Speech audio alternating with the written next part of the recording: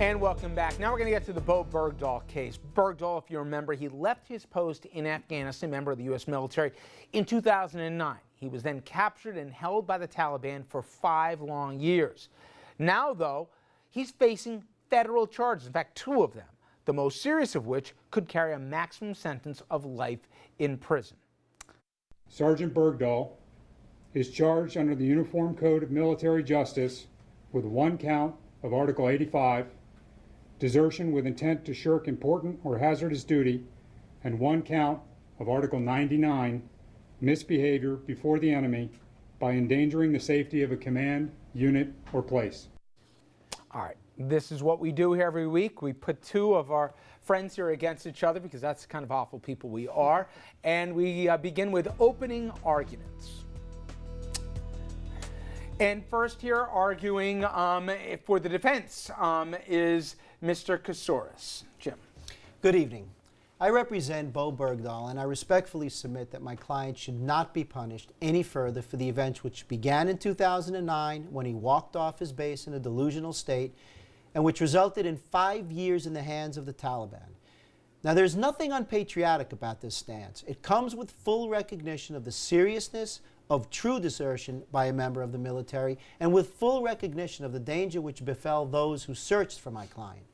Now look, all prosecutorial decisions must take into account both aggravating and mitigating circumstances specific to each case. This is not a case for which additional punishment after 5 years of torture by the Taliban is warranted. This was a young kid that we sent to a real war. And because nobody bothered to do a background check, he was sent into battle when he should not have been. Not all young men and women we send into the battlefield are emotionally and mentally equipped to handle it. Before we send our young men and women to war, we have an obligation to make certain that they are equipped. This was not done in this case. My client had previously attempted to join the Coast Guard but was discharged during training for psychological reasons.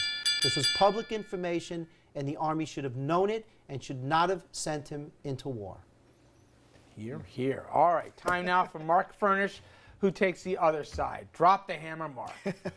The torture Sergeant Bergdahl allegedly endured was cruel and barbaric, but it doesn't excuse the damage he caused by abandoning an isolated post deep in hostile territory.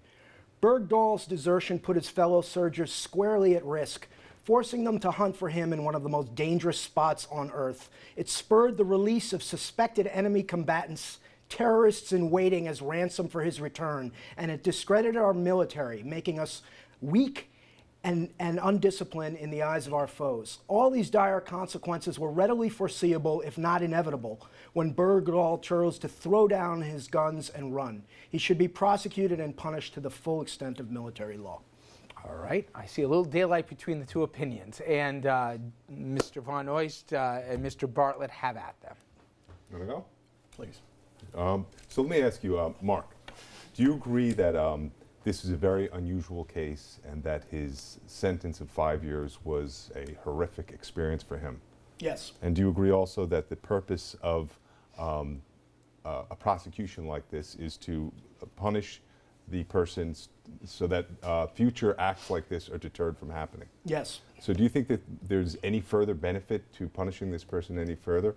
Because clearly he's been punished and it would deter anybody from doing a like thing in the future. The harm that his behavior caused to our country, to the military as an institution, and to his fellow soldiers is not vindicated by the torture that he endured at the hands of his captors. So yes, I believe further punishment is warranted. Jim, Sir. do you believe that there's a real interest that the United States has in terms of its individuals, its citizens, and its military in having a cohesive military where people have rules and that they understand that they can't flee in the face of danger? I absolutely do. And as we were talking about before, every host has certain obligations.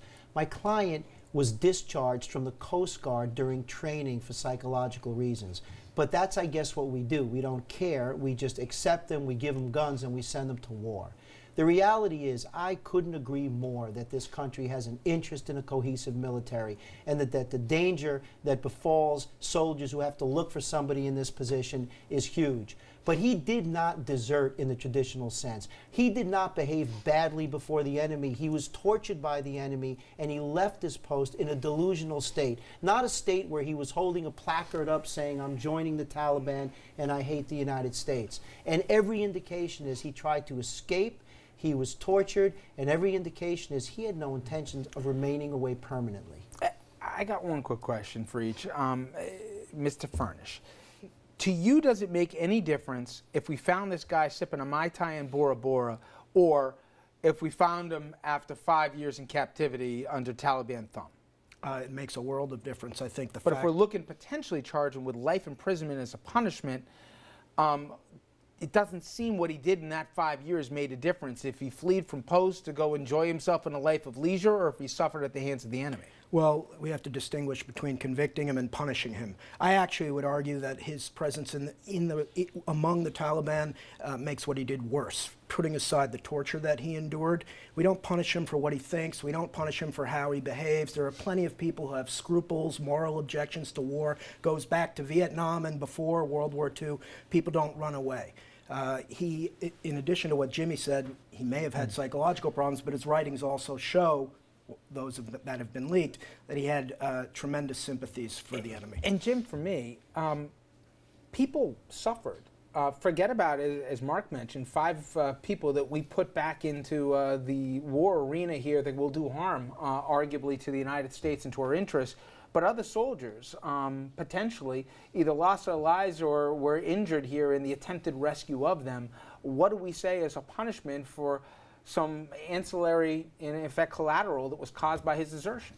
It makes such a world of difference, your question. Again, he was in a delusional state, and I differ, Mark. He wasn't sympathetic to the enemy. He was sympathetic to the Afghan people and the fact that his colleagues were simply indifferent, in his opinion, to all the killing he was seeing. He was not mentally and emotionally equipped, and all I'm saying is these are mitigating circumstances that affect the punishment. Dishonorably discharge him. He's tainted for life. He was tortured for 5 years where he was not sympathizing with these people. He was in a delusional state that really was predictable. We shouldn't have sent them.